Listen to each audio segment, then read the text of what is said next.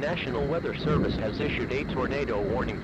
If you are in the path of this dangerous storm, move indoors into a basement or interior room on the ground floor.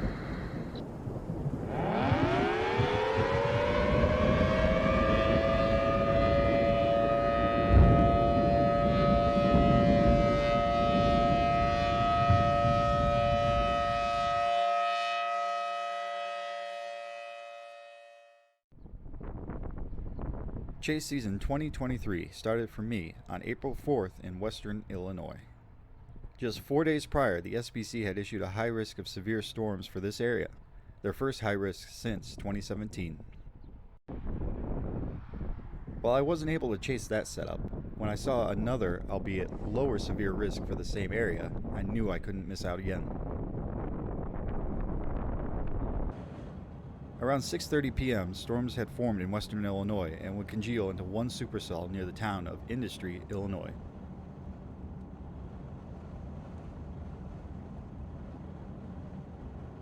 Although severe storms were expected this day, what I did not expect was a sculpted Plains-S supercell in early April. But that's exactly what I got.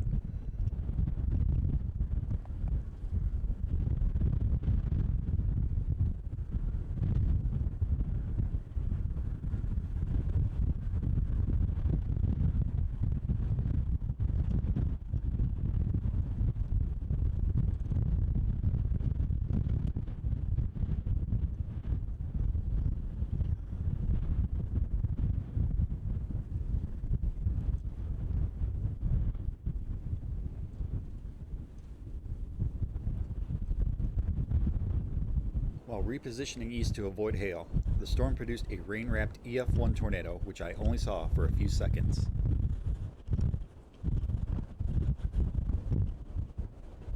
Oh yeah, remember that hail I was trying to avoid?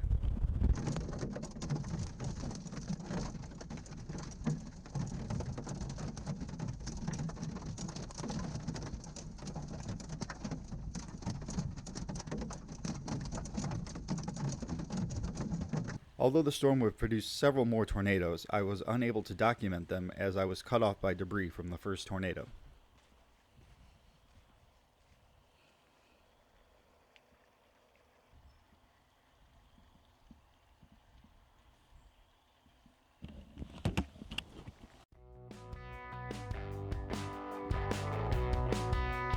My next chase wouldn't come until a month later when I headed out west for 10 days to chase the plains for the first time ever.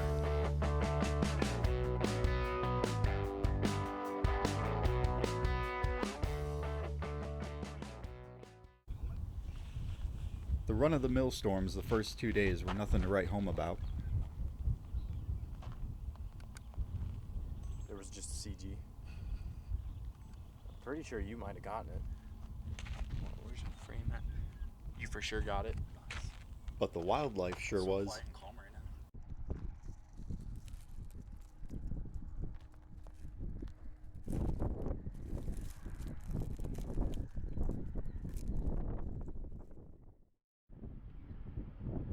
The first real chase of my trip came on May 22nd. Positioned in Perryton, Texas, there were two potential targets for the day. One to the north in the Oklahoma Panhandle, and the other to the south near Pampa, Texas. I opted to chase the southern target and intercepted two supercells. The first, near McLean, Texas,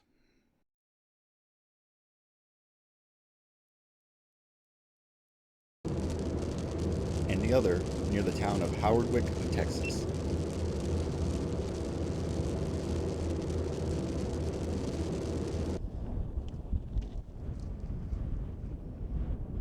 After this supercell died, I noticed a supercell moving into Perryton, Texas, where I originally started the day. I decided to blast back north, hoping to catch the storm before it produced a tornado, and thankfully I did. The moment I got to the storm, it became tornado warned.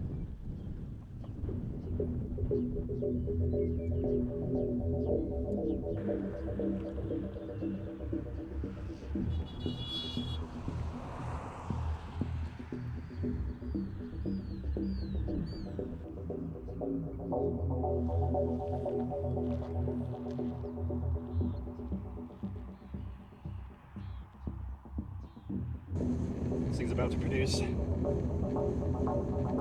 Really trying to form a funnel on it. Though the storm still looked amazing, I was quickly losing daylight and the storm was moving into a canyon with a limited road network and cell signal, so I decided to abandon the chase. Really trying to produce. I mean, it's really forming a funnel.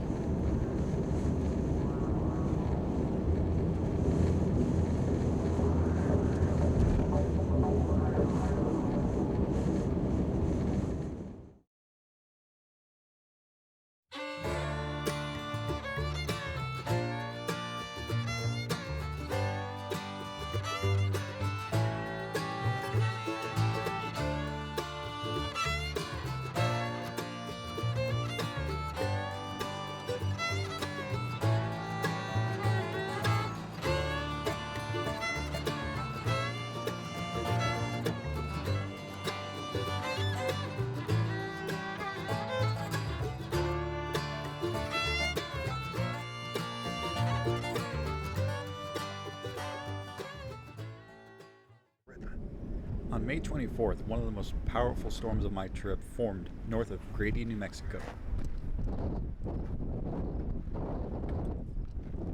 Positioned on the edge of the cap rock, I waited for the storm to make its way up the 4,000-foot rock face.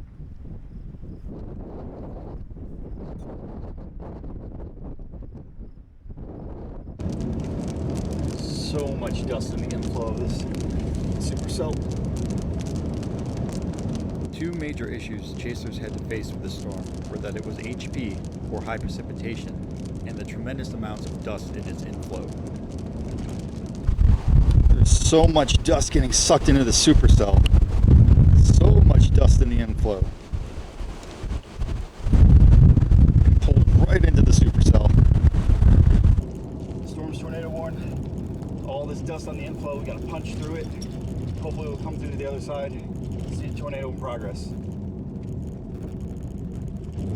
Both would combine to make seeing a tornado incredibly difficult and dangerous.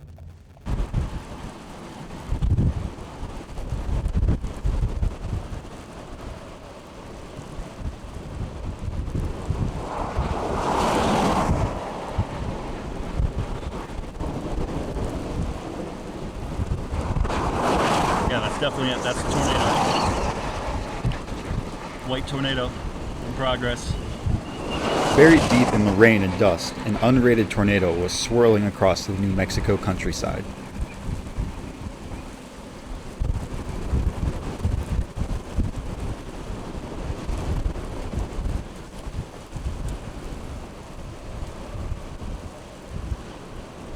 Although the storm still looked amazing, I was once again losing daylight, and that, coupled with all the dust, the storm being HP, and the massive amounts of chaser convergence, forced me to abandon the storm.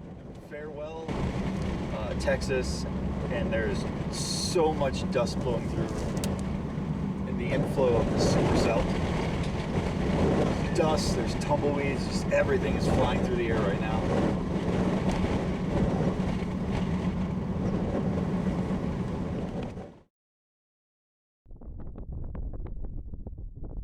The next day, I once again found myself north of Grady, New Mexico.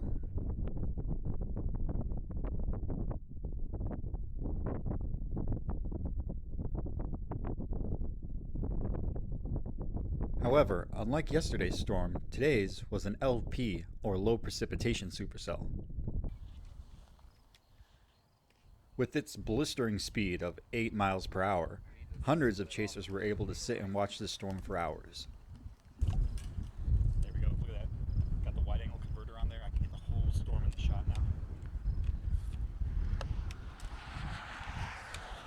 I would if I kept it. I cannot believe how similar this looks to Earth, just with minus that like big inflow tail right there. It should make it better then. Yeah, it should. It means it's sucking in a lot more moisture. I don't even know the environment right now. I don't even care about the environment right now. That's happening. But the real show started after sunset. To take a more classic.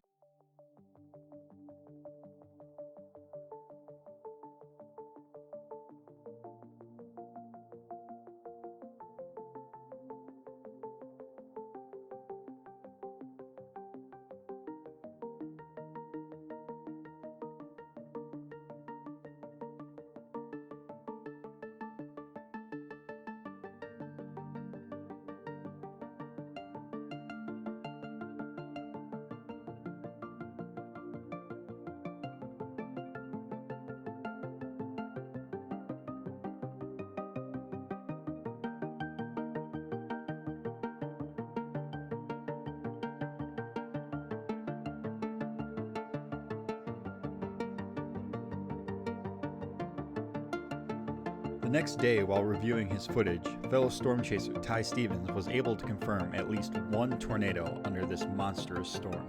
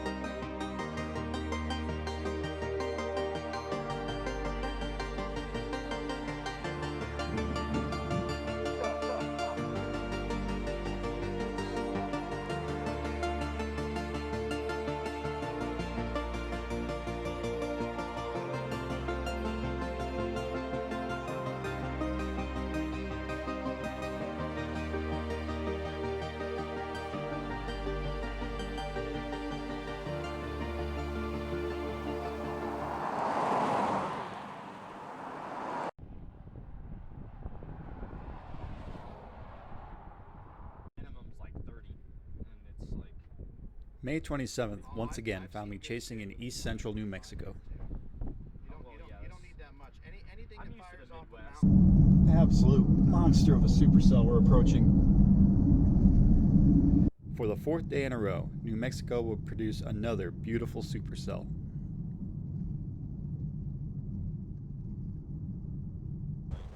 Oh, absolutely. What is that back there? Look at that low. Yeah. Yeah. That's coming down fast. That might be something. A dust. Oh yeah, look at it getting ripped right into that whatever that low ring is. Guys, we're almost under the collar cloud. It's gonna happen right here. Right here. No, but if it were to drop, it would be right there, and that's almost over us. So we might want to. Yeah. James, we should probably turn around.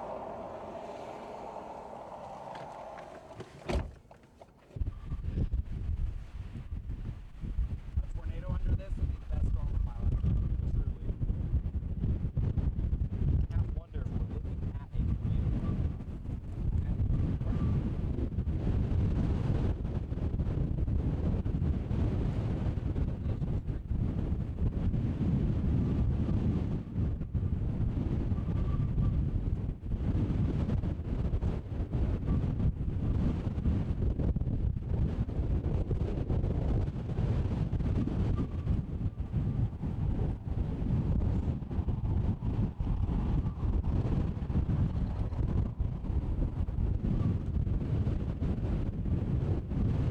There's like a needle in there. Yeah.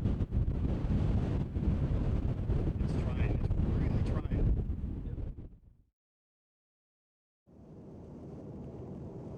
The last day of my chasecation found me back in the Texas Panhandle, near the town of Stratford.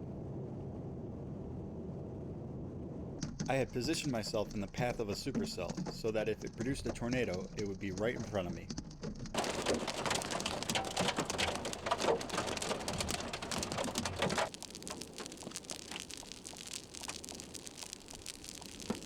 Unfortunately, at the last minute, the storm changed directions and began to move away from me.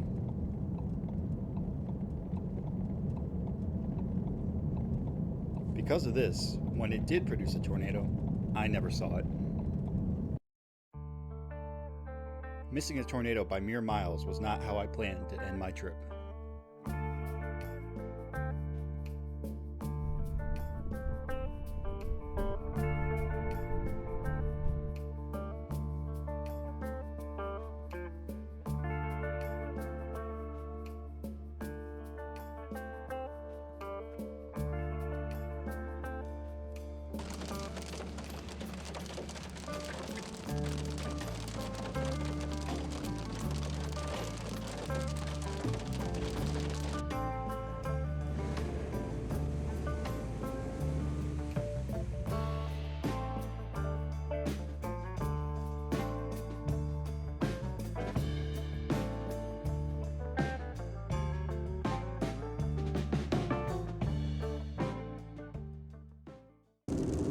right, we are north of Indianapolis, and our storm just went tornado warned. It looks fantastic on radar. We are approaching it from the east, and we should have visual underneath the storm within a couple minutes here. But it did just go tornado warned. The radar signature looks fantastic. Should have a tornado here, hopefully in the next 10 minutes or so. On June 25th, a powerful supercell north of Indianapolis refused to spawn a tornado.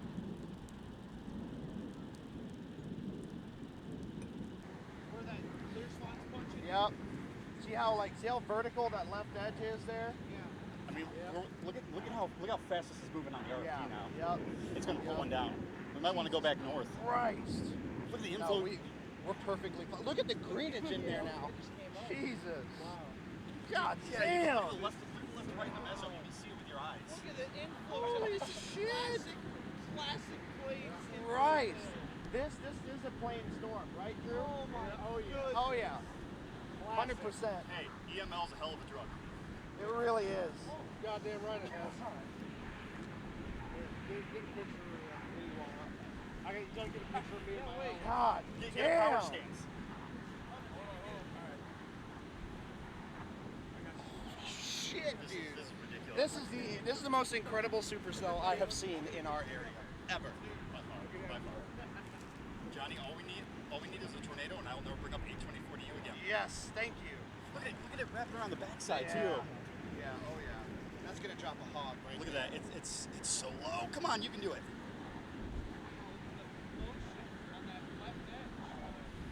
Look at the RFD on the velocity. While on my way back to Ohio, I managed to capture this picturesque, low precipitation supercell.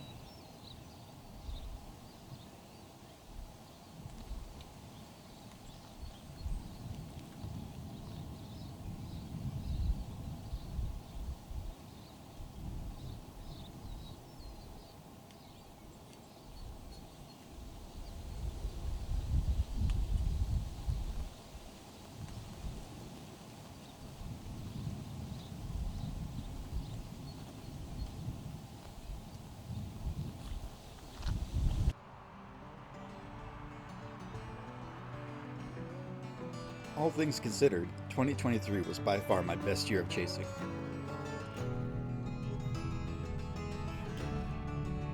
From Michigan to Tennessee and Ohio to New Mexico, I got to witness breathtaking storms.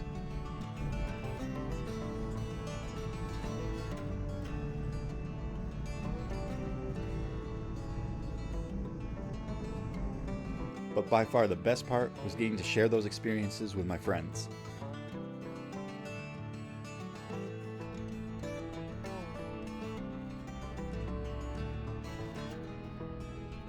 So with the year coming to a close, I am so excited to see what 2024 brings and to share that with all of you.